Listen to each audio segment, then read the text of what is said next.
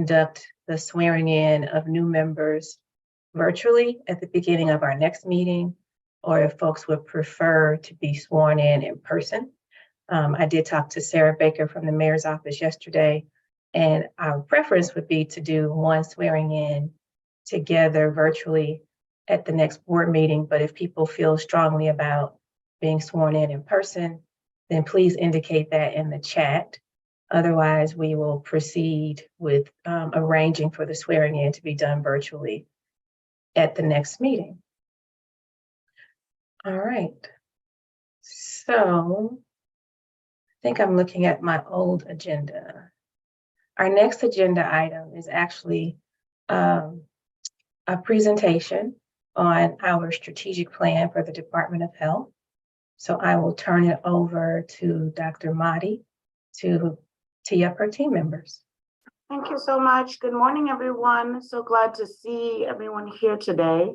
As you all know, we have been working on our reaccreditation process. And as part of that, have been working with some wonderful consultants who have been leading our team through the strategic plan. So I will ask Rhonda if she's on to unmute in case she wants to say anything by way of introduction. Thank you. Hi, everyone. Yes, we have our consultants, Katie Riley and Brian Ackerman, both from Ascendian. And I'm not sure if there's another person. I'm looking on the screen here trying. Patricia's here as well, yeah. Okay. Patricia Dowbiggin. And anyway, we've been working with them for the last 2 months now, and we're just about completed. So take it away, guys. Perfect. Thank you, Rhonda, and appreciate the time this morning. Just wanted to give you a review today of what we've been working with the Department of Health on the past few months. And to Rhonda's point, we really are about at that finish line, but need your thoughts as we get to that point. I'm going to try to share my screen, see if we can get that working, and then we'll jump right in. Let's see.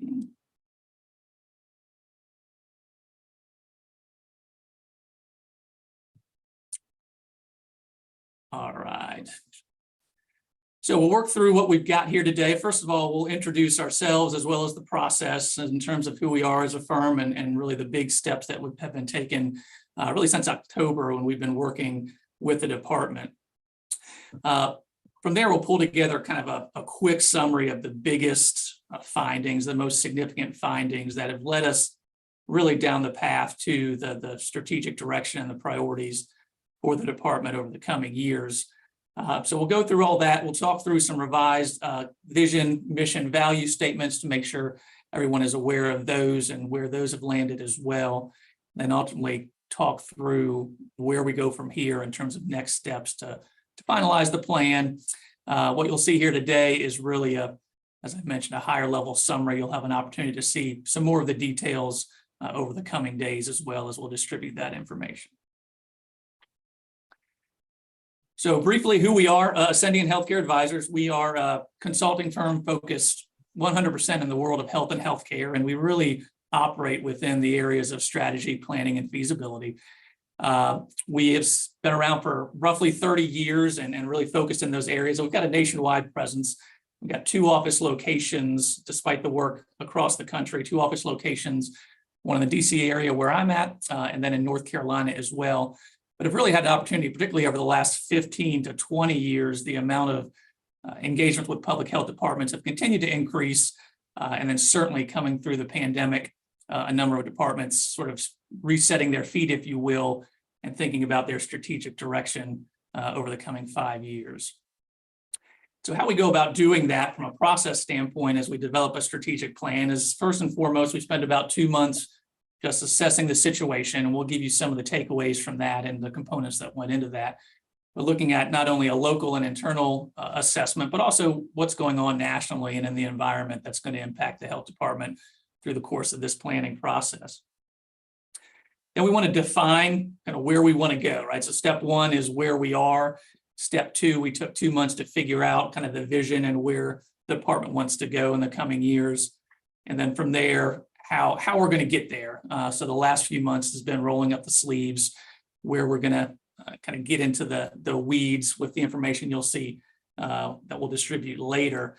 But we've ended up with 4 really key strategic priorities, and we'll kind of walk you through those. And there's goals attached to each of those as well. There's even more detailed action steps that we'll talk through here on the next slide, but we won't get all the way into that today, just in the interest of time. So here's the overall kind of course of action, if you will, throughout the process. And we start by reviewing data, doing some research. We were polling individuals, particularly within the steering committee. And I'll just mention we had a steering committee composed of 25 individuals from the health department that was instrumental in guiding this process. We met with them 4 times during the course of that timeline that you saw on the previous slide, to have some of that discussion that you see at the top of this slide here. All of that information really over the first 2 meetings with that group led us to a detailed SWOT assessment, and then which served as a launching off point for the statement of strategic direction that you'll see in a little bit, which helps to articulate the key pieces that we want to be moving towards in the coming years. From there, it begins to come out of the clouds a little bit. Again, strategy, we want to start at that highest level, but then work down through a little more granularity. So we will share those 4 strategic priorities that the group came up with. We'll share the goals that then need to be executed within each of those priorities. We'll stop short of getting into that detailed action plan here today. That's where it really is, who's going to be doing what by when, what are some of those metrics and targets that department's going to be working towards. So that playbook, if you will, has been developed. Just we won't go into that detail here today. So the most significant findings as we work through the process, first of all, the components that went into this assessment of the situation in phase 1, talked with the steering committee. We had a number of live polling exercises with those 25 individuals. We did a key partner survey that was distributed into the community in terms of our partners and leaders at those organizations, employee survey.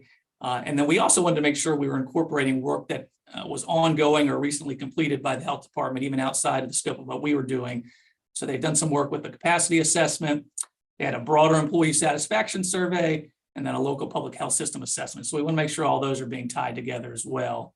And some of the results of that public health assessment are there on the right in terms of the priority health areas and some of those cross-cutting themes. So at the end of the day, we want to make sure the strategic plan is tying together with a lot of that other good work that was being done as well.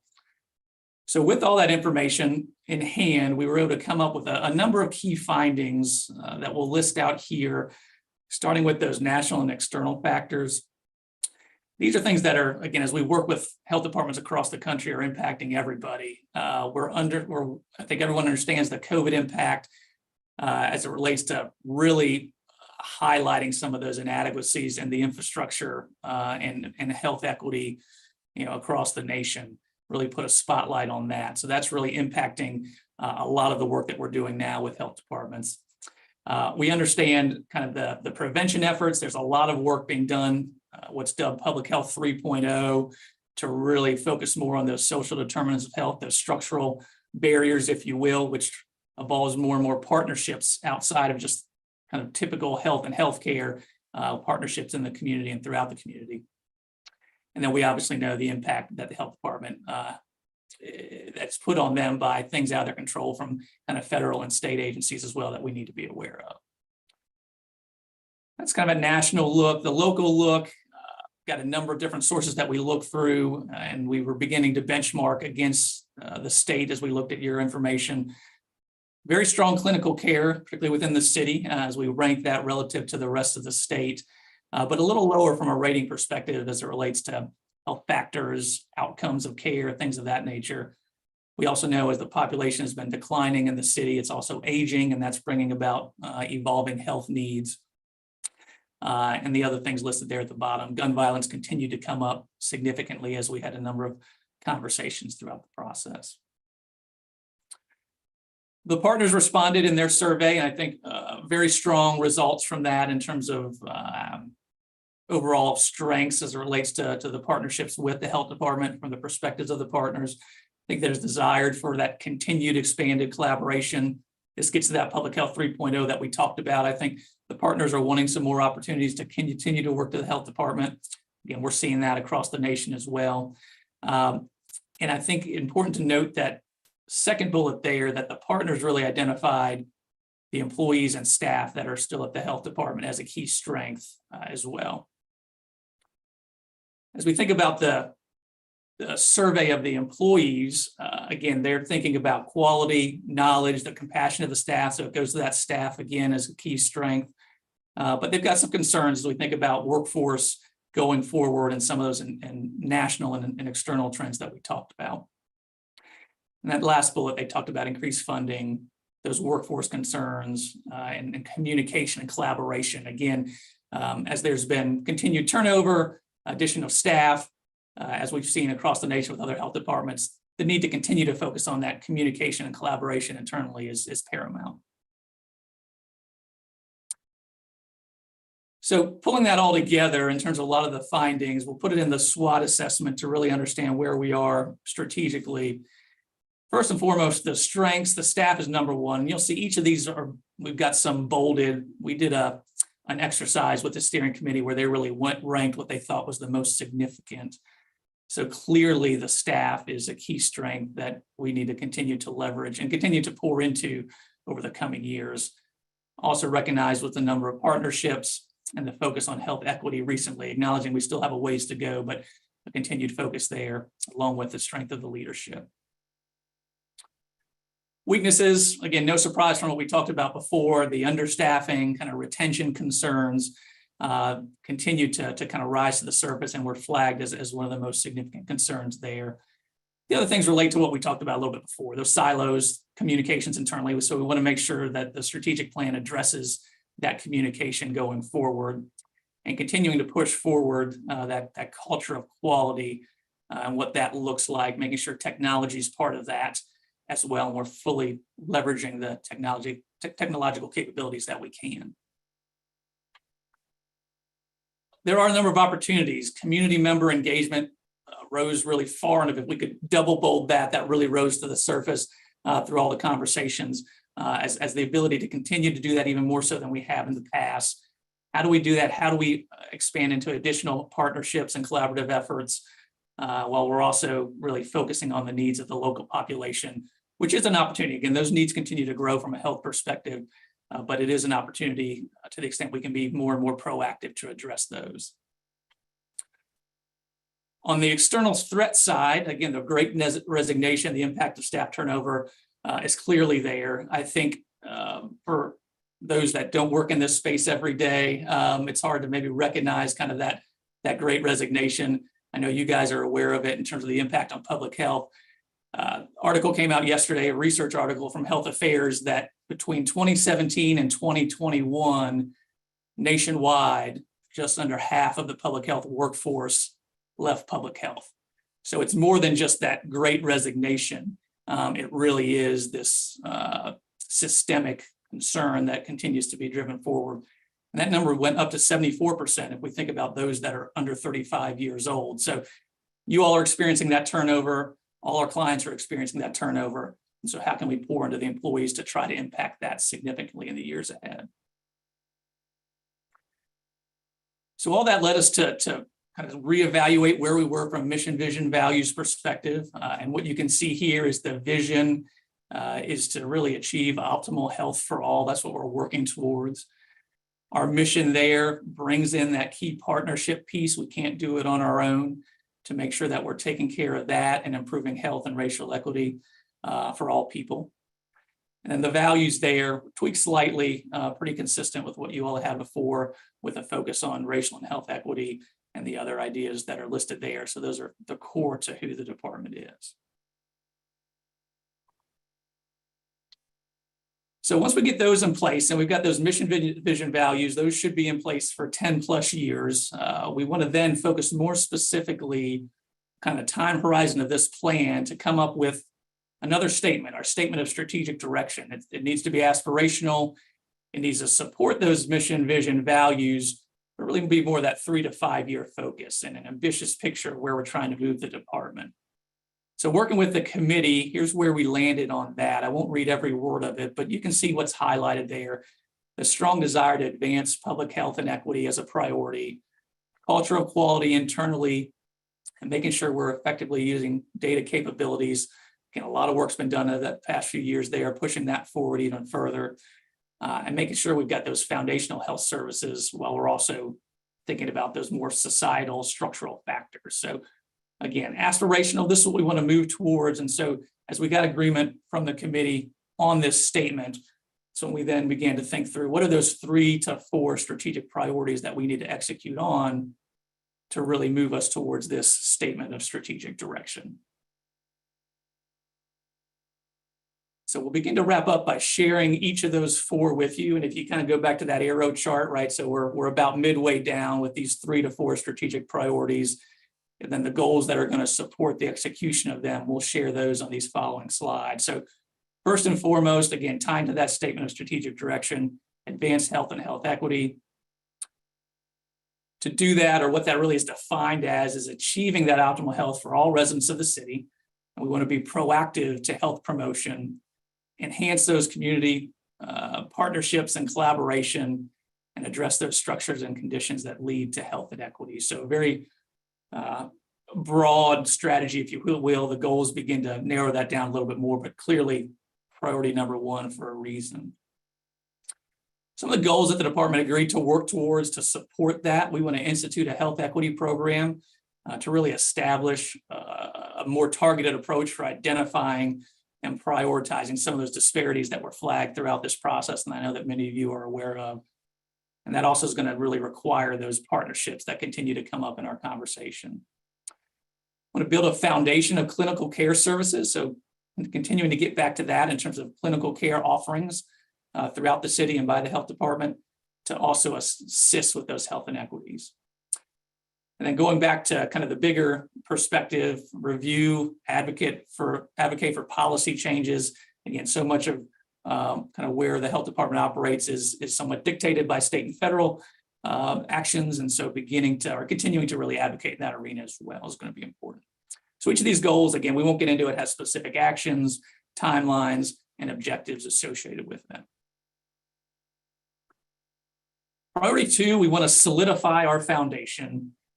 And again, this isn't always or hasn't always been something we might consider strategic, but today it really is paramount. And that really is relating to pouring back into that best-in-class workforce, given everything that's going on with turnover in the public health industry.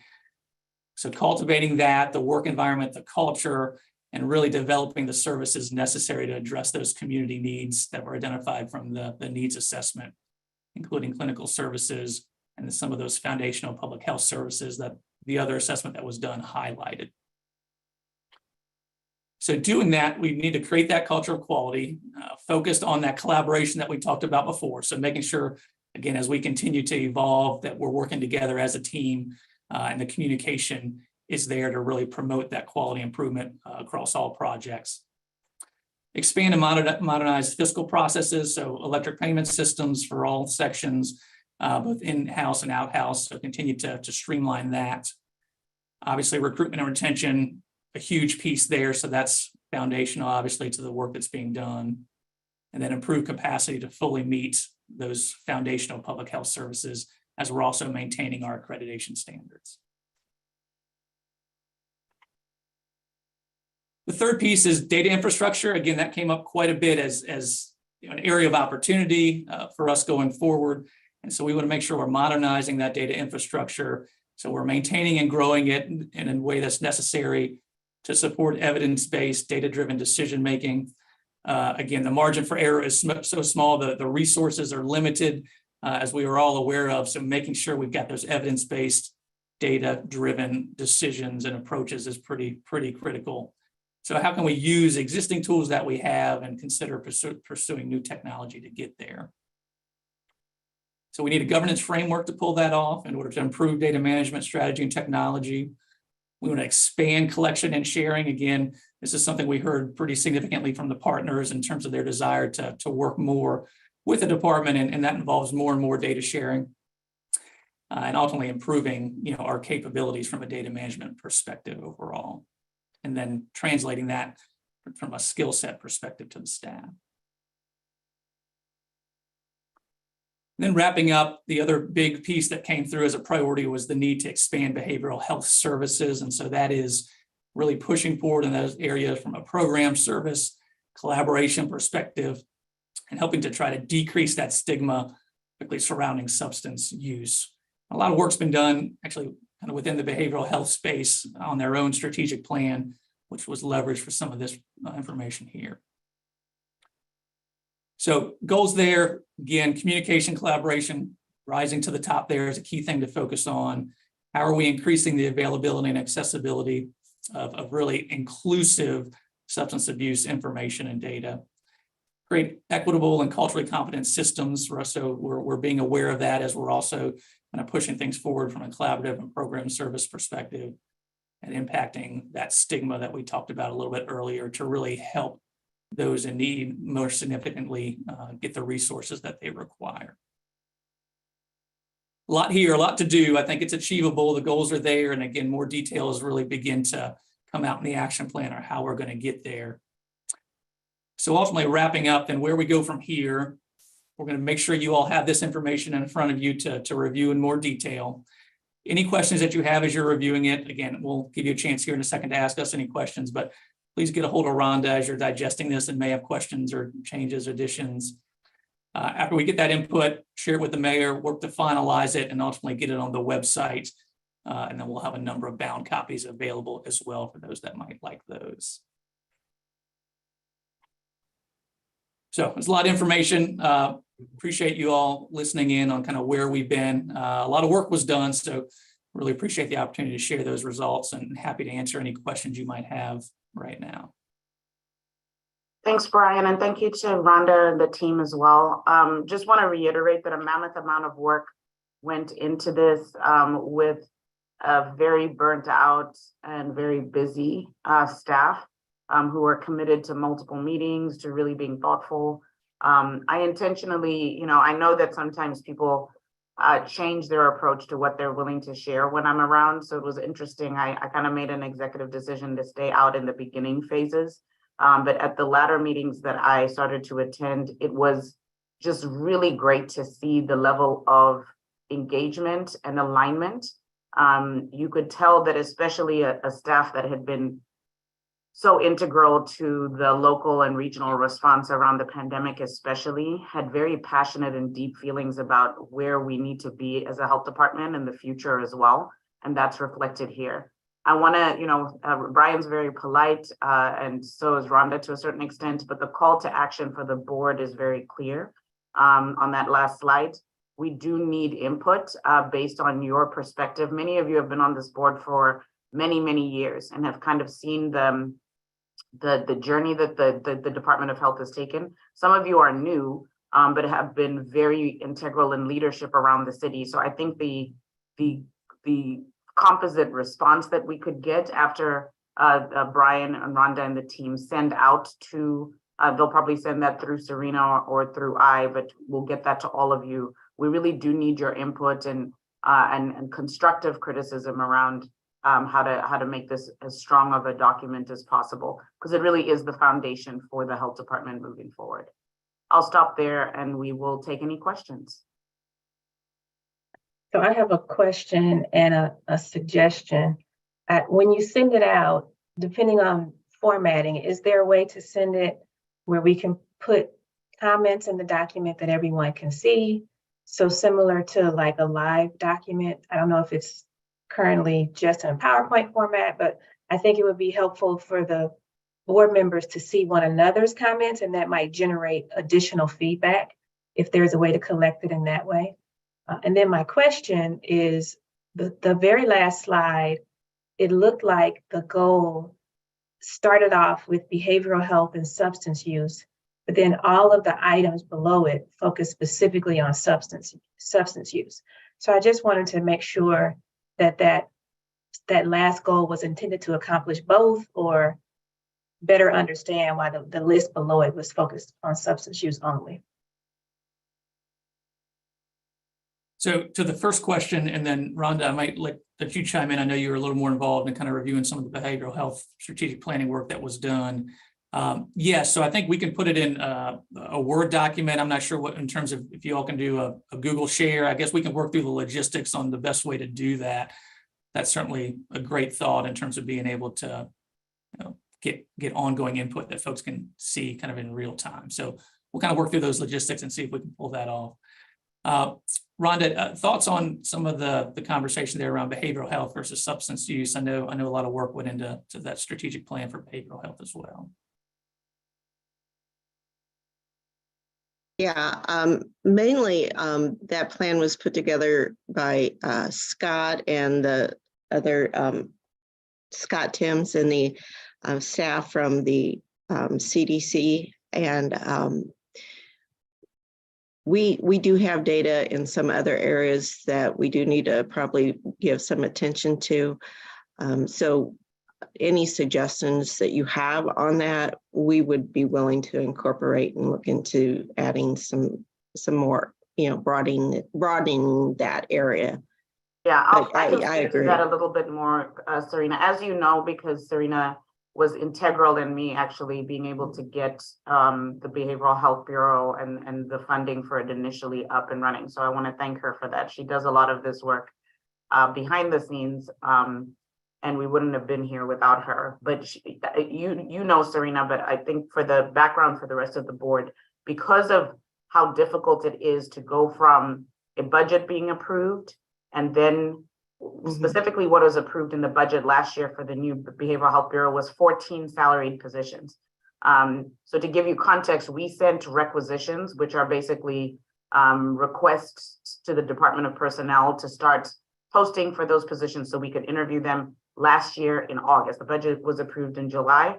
August, those requisitions went. We did not even see those posted until December. For most of them, and there were a few that were still straggling behind that. Between that and then the ongoing process between just interviewing people, the charter requirement for people to live in the city, and unfortunately, despite the many efforts of this administration who actually had across the board salary raises, there's still non-competitive salaries. We knew, at least I knew, it would take a while to get people in this bureau up and running. So we did go into this one-year contract with the CDC Foundation around specifically an overdose to action task force of 7 salaried CDC staff. But the goal was to start with the opioid crisis, which is overwhelmingly from surveys in the community, what we heard people saying one of their biggest concerns was. So the strategic plan, their goal is to develop the strategic plan for us with an accompanying implementation plan. And then there's a lot of deliverables around data that you all have heard of. If this sounds new to you, please refer to the snapshot that I emailed to you a few months ago and that is live on our website around behavioral health. So it's a snapshot of the 6-month progress of where they are. It'll provide you with timelines and a lot of the work, but they have other deliverables like a dashboard. So the strategic plan that they have is specifically around the opioid crisis and substance abuse, but is not a comprehensive behavioral health plan. So Serena was very astute in kind of picking that out because to your point, Serena, the overall strategic plan of the health department should reflect all of behavioral health, which the opioid crisis and substance abuse is only a very small part of, a core part, but a small part. So we are in the final stages of identifying the bureau chief for the Behavioral Health Bureau. That person will work in tandem with the current CDC staff and will help to onboard. We can all celebrate. We've just offered our first 3 offers for the new bureau. We've been furiously interviewing folks over the last couple of weeks. So as that team was growing, we intentionally had overlap so that they can do that work. So that new bureau chief will be responsible for expanding out the entire strategic plan and vision for the strategic plan. And my goal is to have that, fed into what Rhonda's working on. So what you do see is only a portion of some of that foundational work around substance abuse. But as that new bureau chief is onboarded, hopefully within the next 2 weeks, between now and June, you'll see that the overall bureau plan build out. Does that help, Serena? Yeah, that's very helpful. And I just want to emphasize, I don't think that there's anything wrong with having a focus. I just wanted to make sure I was understanding the goal correctly. Yeah. Because depending on the time horizon, I don't remember if this is like a 3-year plan or a 5-year plan, but at different points, those goals can shift or expand or be adjusted. So That's absolutely correct. And as we onboard staff, as we build out our collaborations, you've heard me say here before, we've raised a lot of money for the Bureau for operational funds. We're waiting on next year's budget cycle for even hopefully to be funded through the city more. You're right. And while this will continue to and must be a focus, it can't be the entirety of what the Bureau represents, and it will not be. And we're confident in that. So the strategic plan must reflect that. Other questions?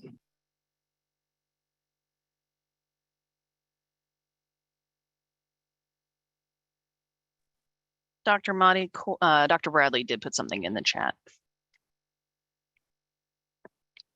Concerning next steps, was it within your purview to generate thoughts about disseminating the strategic plan, highlights, ideas back to partners, stakeholders, and communities, or ideas about ways to develop messaging and campaigns in service to the enhanced or to an enhanced emphasis on the community engagement? Is that something the firm can assist with, especially given the current capacities? Kind of obsessed with the firm as a name for us as a collective. Really would love to continue to explore that. Love that. But Dr. Bradley, I think that's such a great question and speaks to the direction that Serena has been leading the board around this new committee for community engagement. I think it's a fabulous idea once we get initial input to possibly work with the committee around both our overall strategic plan and the work that we are also doing that you are a part of around the health equity plan as well. I think that would be a great place for the new committee to prioritize its attention, but I'm open to other suggestions and feedback, especially from you, Serena. And I think I'm understanding this question to be about the consulting team. I think maybe we're trying to figure out what capacity you'll have for developing a dissemination strategy. Is that a part of their engagement, or is it they've delivered the plan and now it's up to us to disseminate it? So that might be a Brian question. Yeah, no, I mean, the short answer is kind of a full rollout is outside sort of the scope of this piece of it. I think we can give you ideas for what we've seen work well elsewhere. And then, can certainly be available for questions or if there's a desire for us to jump back in to assist, I think we can have that conversation. But I do agree, critical to make sure it's disseminated, because we think about those partners that provided input, and then even to the broader community as they're trying to understand where the health department is going from a strategic perspective. So yeah, great question. Thank you. Tim, I see you have your hand raised. Yeah, I was gonna maybe mention this, but I wasn't sure. But anyways, the plan looks great, and the presentation was great. I need some time to digest it, so I'm not gonna have real specific comments. So I look forward to getting a copy and commenting on it.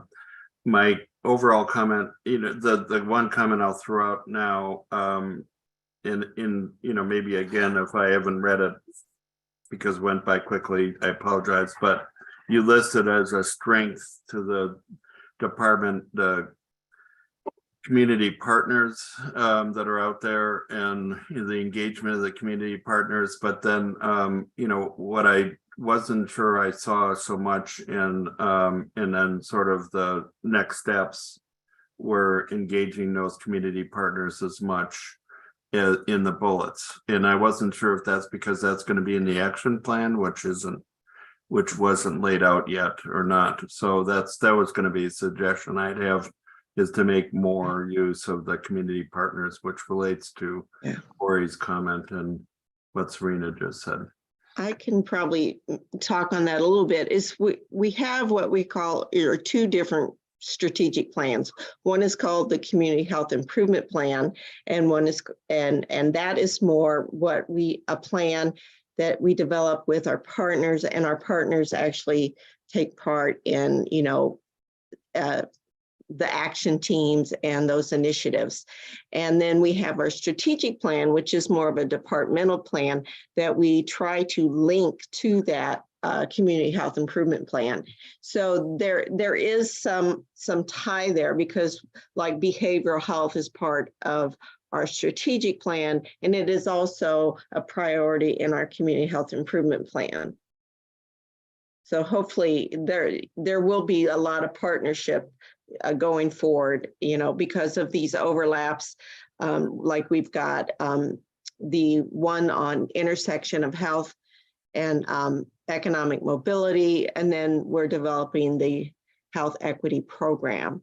So we're trying to develop those connections as we move forward. Okay, thanks. It sounds like the strategic plan is maybe the operational infrastructure that you need to implement the community health improvement plan. Is that a linkage? Yes, that is part of the linkage. Thank you. Any other questions?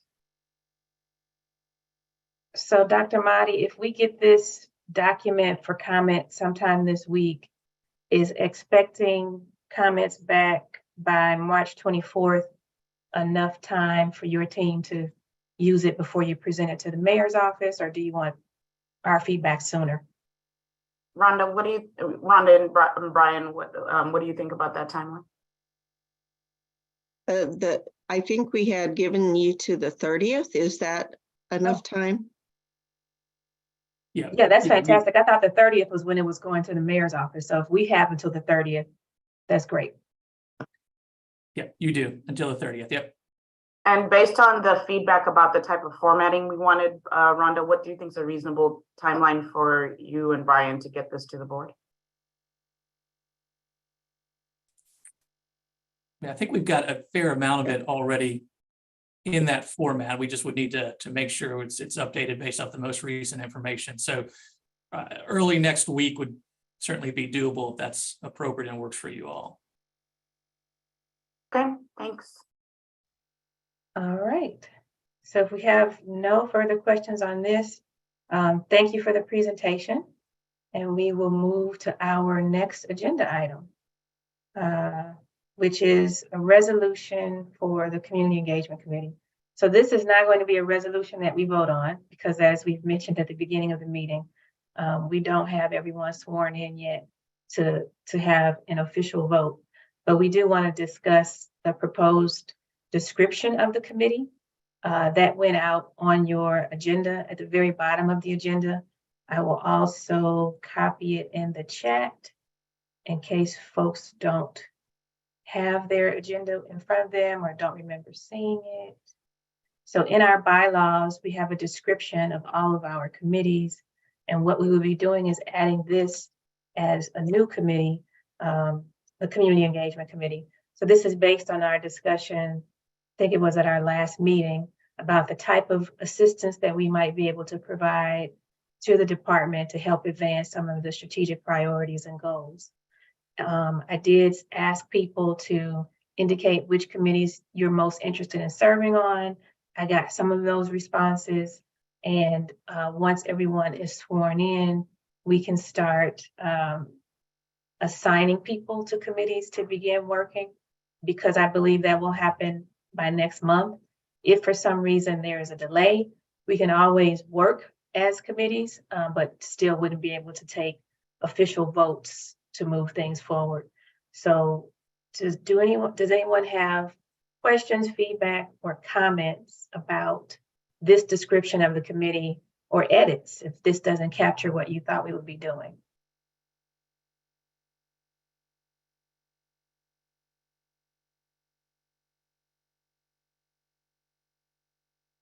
Okay. All right. So hearing none, this will be the description that we advance for a resolution when we get to the point where we can vote as a body. So now I'm going to turn it over to our committee chairs for committee updates. And Tim, I think your committee met. So would you like to go first? Yippee, yeah, we did meet, so that was great. So I'll give a brief report, and Craig was there and took some great notes, Will Ross and Spring Schmidt. So there was the 4 members who were academic collaborations team, and we started by reviewing where we've been and what we've what the committee and the department has done, mostly what the department's done previously, supported by the MFH grant and the academic collaborations, and sort of reviewing the successes of that, and that's now completed in terms of funding. So thinking going forward about that. And there was a strong interest expressed in continuing the current relationships that we have across, from SLU, WashU, but also reaching out to UM St. Louis, probably here at Stowe, and other places. So that's on my agenda to do that, and to try to get connections on our committee to do that. It was mentioned that there's dean searches at both the schools of public health, at the Brown School and at the College of Public Health at SLU. So once those are completed, we will want to engage with those new deans. And we identified 4 areas of strategic focus for our committee: knowledge, research, number 2, workforce, engaging and improving the workforce of the department. And number 3, improving the effectiveness of public health. And number 4, policy. And we talked about, although we didn't land exactly on what we would do, but it suggested developing 1 or 2 actions that we do to start with, so we can check off some wins right away. And thought about, for example, internship opportunities for graduate and undergraduate students. There's a mosquito app that's being worked on by the SLU school and things like that. So that's my report. If Craig, if you have anything to add, I see that Will's not here, but of course he's not here. So if there's anything to add, and thank you for your notes. Nope, those were the notes, and that's what happened. Thank you. That's the way it is, as Walter Cronkite used to say. All right, thank you. Next, I will ask Linda if we have a report from the Governance and Nominating Committee. Hi, Serena. The Governance and Nominations Committee needs members. So our committee members termed off recently. And so I'm interested in finding out if there are any of our new board members that would be interested in working with governance and nominations. Our upcoming projects are, we always like to every year take a look at the bylaws and see if there are any changes that we need to make. Of course, Serena has already got a jump on this with the description of the Community Engagement Committee, which will need to be added to our bylaws when, as she mentioned, we can vote. And there may be some other things we want to tweak. The other thing we will, of course, need to do is to recruit new board members for our incoming class at the start of 2024, because we do have a small handful of board members who will be terming off at that time. So I would love to find out if any of our new board members would be willing to help with that work. And I think that's all we have going on for now. Thanks, Linda. And I do plan to send you the responses that I've received so far about committees that people would like to serve on. And then I'm also going to make some suggested appointments to make sure that we have balance across all of the committees. Sounds great, Serena. Thank you. All right. So then our last agenda item is departmental updates. I'll turn it over to Dr. Mahdi. Hello, everyone. So in my last internal meeting with Serena, we talked about what would be most helpful about these departmental updates. You get these slides the day after, and while I've explored the feasibility of getting them to you before, which I think would be helpful to you in engagement at the meeting, our department's already stretched in the deadlines, the internal deadlines we have for the bureaus to get this data in. And it would require us to change the scheduling of the board meetings because a lot has gone into the cadence for how data is brought in. So what we will work on from next month moving forward is focusing on a specific area of the monthly report so that it's not this sort of rushed cadence. To kind of ease us into that, I'll do 3 or 4 main areas because again, I didn't give my team enough time to build out just one section.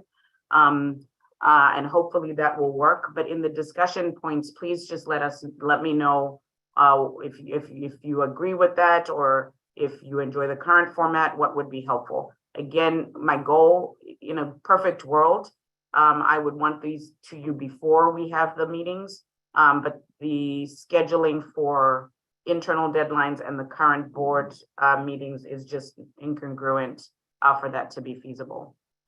So this is the March report that reflects data from the week before. It's been a busy month with a few really exciting things that we've been a part of. So I'm going to spend most of my time in this meeting on the high impact areas and a few we'd like to highlight. The first is that for the first time since I was director, I co-sponsored the grand opening of a new equity-driven Greater Health Pharmacy and Wellness pharmacy in the Del Mar Divine. Really exciting for multiple reasons. This is a very inclusive, equity-based, thoughtful model for providing pharmacy and some acute care services. In partnership with Del Mar Divine and SSM and Dr. Marcus Howard, who is a St. Louis native and who has this incredible pharmacy that is in the Del Mar Divine. Please go visit it. Please encourage others to join. So we co-sponsored this event and it was incredible. We had close to 100 community partners show up for the grand opening. It was on the last day of Black History Month and was truly a celebration of community and providing services. It came at a time where, unfortunately, one of the large Snooks pharmacies had closed down in the region and really underscored the importance of culturally competent, equity-based care, especially in the city, in zip codes that consistently have pharmacy deserts and lack of access to care. So an exciting time. And if you're looking for more on that, we're going to, in the report that you get tomorrow, provide you with a link to their webpage and opportunities to really support them through your networks. The continuation of high impact quality improvement projects is underway in the Department of Health. It's been a really exciting time. They have been working diligently for months to work on QI projects that really support our current phase and the direction of where we're going. I had the pleasure of being able to go to a 2-hour presentation on all of the active QI plans that are currently being worked on. And it was in a hard time in my leadership right now. It was just such a hopeful and exciting time because it's wonderful when the people that you work with and alongside and have the honor of leading really understand your vision and goal and choose QI plans that honor that and will improve the department. So more on that in a little bit. We're going to start providing you every month with more and more information about the pending end to the federal public health emergency for COVID-19. And we are including a new section in the report where we introduce you to an outstanding member of our staff every month in an attempt to just highlight their excellence and contributions to the department and the city. So just to delve a little bit deeper, the department was on hand to welcome this new St. Louis pharmacy that uses this innovative and culturally competent approach to patient care. It's funded through the Missouri Foundation for Health and additionally supported through SSM. So Greater Health works to close the gap in health disparities by giving Black and Brown St. Louisans a place where patients can receive equitable and culturally responsive pharmacy services. Open to all, but unapologetically making sure that there is care to a lot of the needs of Black and Brown St. Louis's. They also, outside of medications, they have sections for wellness care. What impressed me was opportunities for education, where they have times to schedule education for folks in their region around their medications. They will do all of the work of linking with your doctors, prior pharmacy, transferring care, and then working with pill bottles, sitting right beside people to really explain what they're taking and why. They also have some primary care services on staff. So they're open Mondays through Fridays from 9 a.m. to 6 p.m. From 9 to 6 p.m. and Saturdays from 9 to 1. We'll have a link available to you on the pharmacy to learn more and share widely with their networks. They can't be successful if people don't use their business. So we wanted to take some time to really uplift them and to talk about some of the great models for competent care in the region. Another thing about them that I love is that they do free delivery of medications right to folks' door, which I think is an awesome approach to access. And in talking again about the commitment to quality, the department is currently working on 6 high-impact QI projects. Projects include a new onboarding process for new employees.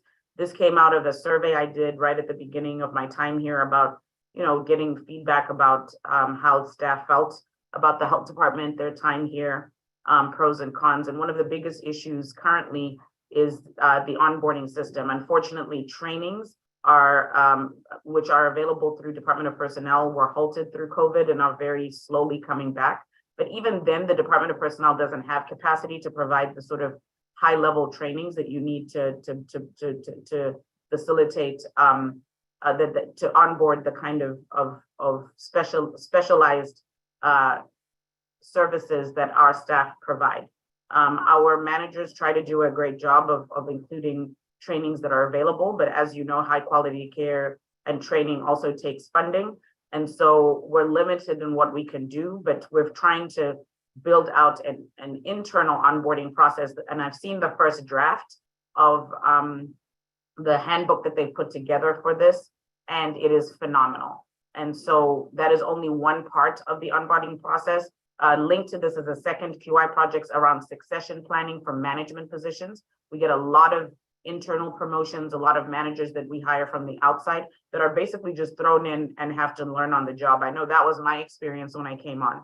So there's nothing when I came on by the way of succession planning, to be fair. But these QI projects have already started a phenomenal mapping out of what this can and will look like. And those plans are already underway with input from staff internally. We're updating job descriptions and thinking about how we can help the current challenges in hiring through what I think is a really incredible relationship with Department of Personnel. I was very proud that recently the new director of the Department of Personnel asked me and Michelle Turner, who you all know, I created a new position that doesn't exist in the city currently, a dedicated personnel position that Michelle Turner was promoted into after her 27 years of service and her true excellence around understanding many facets of the city, but specifically around personnel. She is now, because of what we have modeled in Department of Health, the new director is looking to create positions like the ones we've created for Michelle in every department in the city so that there's a direct liaison to the Department of Personnel. Part of that is updating job descriptions. We can really help the Department of Personnel put forward better job descriptions, better postings. We've worked with them around, if you go to the Department of Personnel right now, if you ever have in the past, it's just a dumping of every job opening in the city without it being, organized according to the different departments, without it, there's certain titles for jobs that a lay person in the community wouldn't understand, like a government services analyst. While we know greatly what that is, and Craig smiles because that's what he does for us here, a lot of lay people wouldn't know that. And a lot of times we've had to use titles like that with subtitles for what we're looking for. So that could be 10 different types of scopes of jobs. And so really pushing them to provide those subtitles, really pushing them to use certain keywords and descriptions. And so we're working with them. One piece of feedback we got from staff in that survey that I spoke to earlier was improved internal communication. So working on a system and infrastructure around how we communicate and therefore foster collaboration within bureaus by way of communication, a tracking system for data sharing, and then improve fiscal processes. And you know that already started through, when I came, we were down to 2 accountants. We're now have a thriving fiscal department of 6 people. We also are in over halfway through a 1-year contract, which is the first that we've done in over 20 years in the health department, to bring in an accounting firm to really work on all of our fiscal processes. So really excited by these QI projects. Hope you are too. And if you have any feedback or input or questions about that, would love to discuss when we're done. And then the last piece here around high impact pieces is the end to the federal public health emergency for COVID-19. So based on current COVID-19 trends, you all may have heard that the federal government will be lifting the public health emergency for COVID-19. That has a lot of implications, but not all of them bad, at least not in the immediate term. And so we want to do some campaigns and education with the public to really ask them, to really let them know what that means. I have a radio slot with the Streets radio team every 9 a.m. where I'm, in accessible language, starting to talk to people about what they can expect will end, what won't, what does this mean for different facets of their health, for testing, for treatment, for Medicaid, for their insurance plans. So we will provide you with a link in this month's report with some frequently asked questions that HHS has put together that you can use in your internal communications, but also to share in your networks. I do want to highlight our outstanding team member this month as that new addition to the report, Dr. Scott Timms, who's the project director for the Overdose Data to Action team, and whose work has been phenomenal. You can read more about him and some questions we asked him so that you can get to know him in this month's spotlight. As a part of showing value to our staff, we have been doing these employee spotlights, but we want to make them more accessible to all members of our team. Thus far, I've been getting a lot of nominations from executive leadership, but we want to make this as fair, as equitable, and representative as possible. So we're building out a system where folks can nominate that excludes executive leadership and is truly by the staff for the staff. And so more on that soon, but please take some time to hear more about Dr. Timms from our CDC contract and the phenomenal work that he's done. You all have seen data maps, beginnings of our dashboard. We have all of these draft plans for the implementation and strategic plan, and he's led that through challenging times and fluctuations in staffing. So we want to thank him and his team. As I said, we're not going to focus in on every slide in this report because you will get that. But a few things that I think would need to be highlighted. The CDC team were here for a week-long visit last week and had an on-site first task force meeting for our Overdose to Action team. We have built a task force as part of the strategic plan that has met over 10 times and met in person this time. And they did a lot of exciting work, but some of that that I wanted to highlight is the fact that we're now finalizing our naloxone distribution strategy, as we've hired 2 health educators conducting the distribution and reporting. New completed projects include a naloxone program manual that we have completed, an evaluation plan, and naloxone access dashboard. The naloxone access dashboard includes some of the following data. So availability of naloxone by zip code, overdose death rate by zip code, overdose deaths by month and year, demographics such as limited English proficiency and race by zip code, overdose death rates and death counts and demographics in zip codes with the most current overdose deaths, and links to overdose prevention and naloxone use instruction in multiple languages. So this dashboard will be publicly available by the end of March, and we're really excited. We've facilitated the remaining SOS Task Force sector meetings to gather community feedback, as I just said, and the participants developed a goal to include in the strategic plan. The final strategic plan will include goals from 7 sectors, and you can see the infographic that we've compiled around those 7 sectors in front of you right now, and that will be finalized by the end of March as well.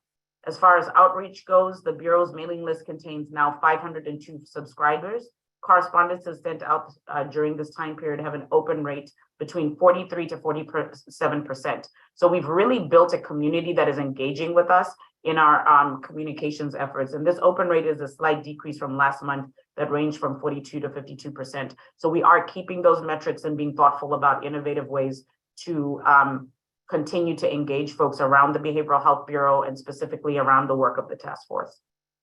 I'm going to stop there, but I want to make sure I haven't left out anything. There's a lot of other exciting new things happening from our core bureaus. Really check out some of the exciting things that our community sanitation and animal care and control, as well as food inspection officers are doing. I will say that I'm doing section meetings right now with the commissioner. We schedule 2-hour blocks of time where the bureau chiefs are not allowed to be there, and we just meet with staff. We feed them lunch. We sit in a roundtable format so that it's a team building exercise, and we just talk about the good, the bad, and the ugly in a free, safe environment.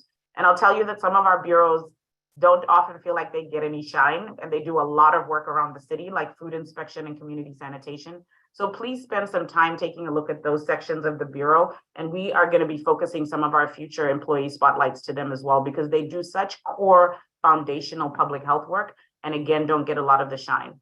As always, we've given you links to all of our current openings. Please share those with your networks. And want to pay special attention to the fact that we do have an RFP out right now for our animal care and control animal shelter operations and adoption services. As you know, we've been in a 3-year contract with CareSTL that is up this year, and we're hoping that they and other competitive people will apply for this new RFP. If you don't do one thing for me this month, I would like for you to please share this widely with your networks, especially animal care organizations that may be interested. We will take group applications where different organizations come together for this, and we've extended the deadline for this to allow for competitive bids. So I will stop there and take any questions. And again, this will be shared with you tomorrow. Thank you, Dr. Monty. Tim, I see you have your hand raised. Yeah, as always, I got my hand raised, but as always, I'm going to say, Dr. Monty, these are great presentations, and I really appreciate the quality of them and the hard work that you and your staff put into them, and they're so excellent and transparent. So just a comment on the unwinding of the public health emergency. As you know, or as you probably know, others may know that, and I track this pretty closely every day, that the number of people that are on Medicaid is predicted to drop in the state by 200,000. And that was said out loud publicly by the director of Medicaid in a meeting in the legislature. So, and that's gonna, I'm in meetings practically every week about this. And that unwinding, they're going to start sending letters out to people next month, and then they're going to start removing people from the rolls this summer. So, and then it's going to take place over the course of a year. I can't give you a direct estimate of how many people there are in the city that will likely lose their Medicaid coverage, but you know, but maybe later on I'll be able to do that. But it's, you know, we will lose some of the ground we made up with the expansion for sure. And so it'll be definitely worth watching. And believe me, there's a lot of us paying attention to it. And I'd be happy to keep reporting it back to you if you want to know that. That is incredibly helpful, Dr. McBride. And we're just really fortunate to have someone who has your level of expertise in this.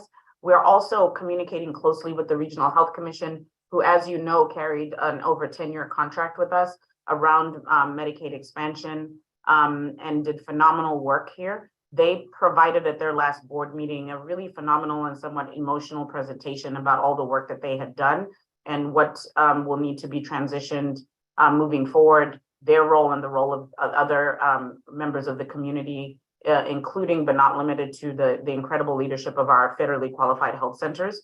But it will be important for us to highlight what is going on and to educate the public through the health department and this board. So I'm very open to getting that feedback and understanding the data, and may work with you to have some ongoing conversations, perhaps with our epidemiology bureau, around how we could maybe best represent that data and lift it up through the health department and some of our partners as well. So I appreciate your lens. You know, my focus was really around education so people understand what is going on. But I do think a lot of the concerning downstream impacts do impact the Medicare and Medicaid space. And so I think there's an opportunity to do some work together here. So I'll try to get Dr. Moshe and Matt Haslam to link with you to be thoughtful about what we can do together there. That would be fabulous. And I also share your interest in outreach and communication, because that's a lot of what we're pushing the state to do correctly, because they don't always do that correctly. So but CMS is pushing them pretty hard right now to make sure that the people who might be affected by this get the proper culturally competent messaging, and that they know what to do. And, you know, if they still are entitled to remain in the program, they will remain in the program and know what to do. And because that's where the thing fell apart last time, in part. Yeah, I agree. And I think it would be important to bring, as you know, I advocated really, really hard for the last round of ARPA allocations to go to our federally qualified health centers in partnership with IHN around capital investments to support Medicaid expansion through their networks, which I believe are sort of the model and leaders around equitable healthcare. So because that funding just went through very recently, I think it would be important for them to come to the table around any larger conversations around both outreach and the overall impact of what's happening. And Dwele Jolly reached out to me just this week about an initial meeting, but I think your comments have made me thoughtful about maybe coming back to him about a much wider conversation. Absolutely. And just let me know what I can do. You know, I'll be there. All right, other questions or comments? Craig has a comment in the chat. This is separate from the end of the PHE order, but beginning April 1, 2023, Medicaid recipients will be on lists for renewals.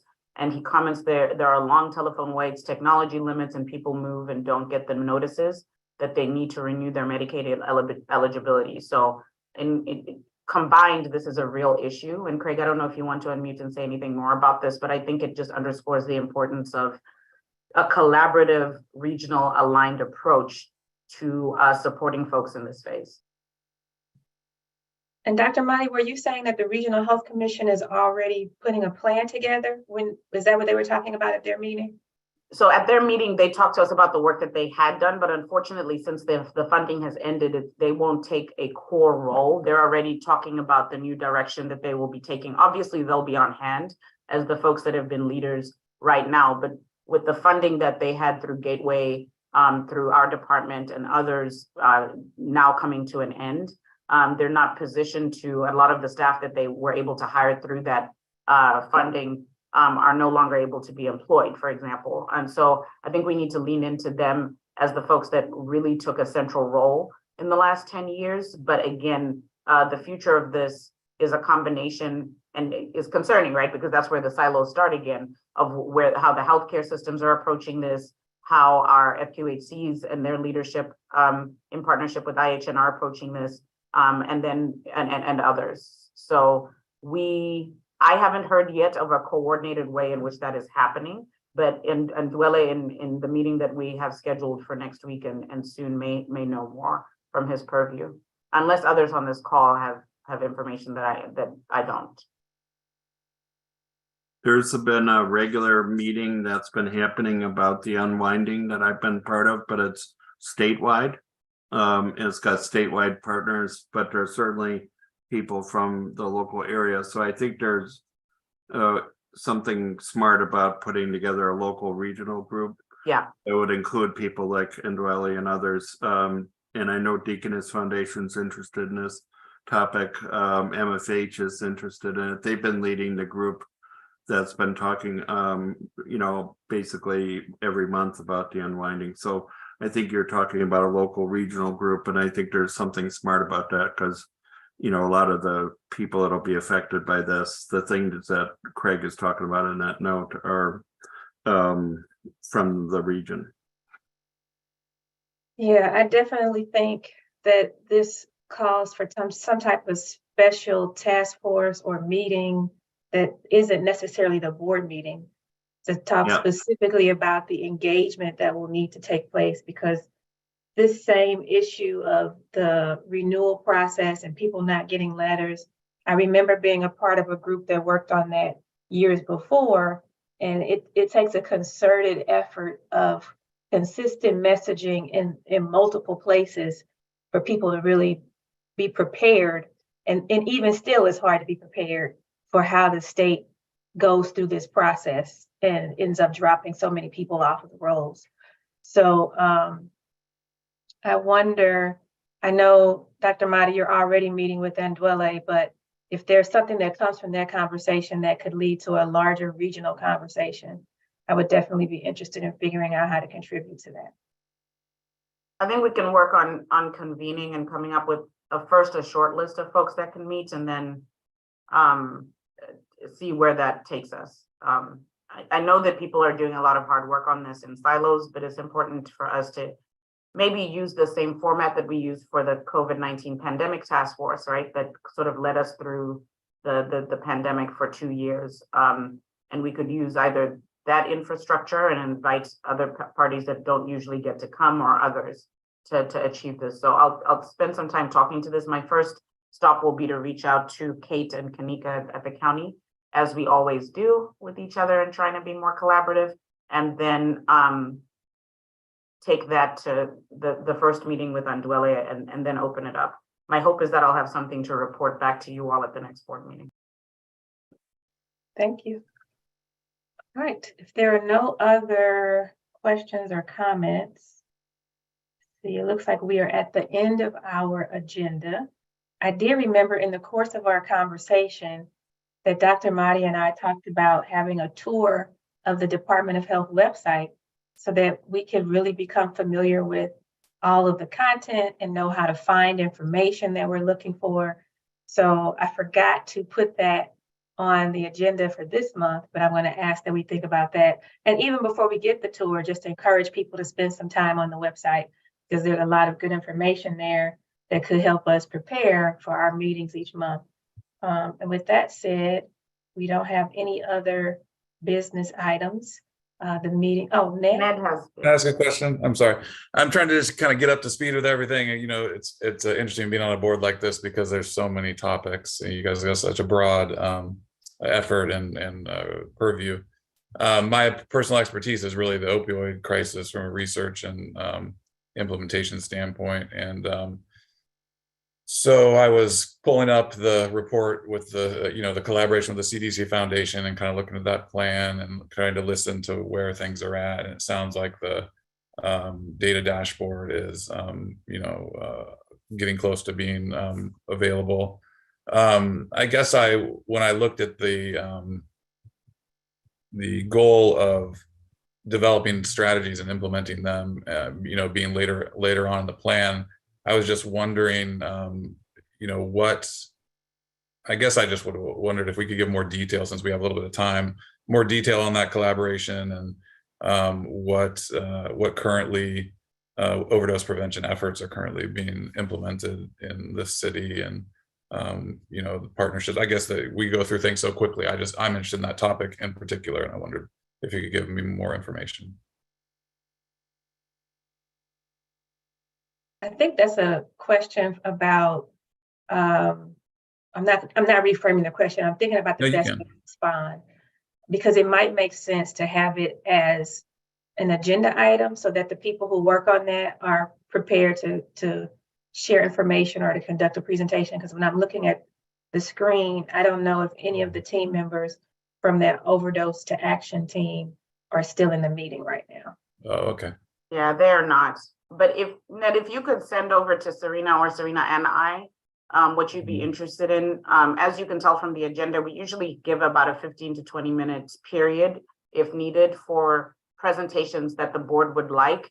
and that we think would be great for the public as well. So I'm happy to do that. You know, Serena just talked a little bit about a website primer. We can discuss whether that would be for the, you know, the next board meeting or when.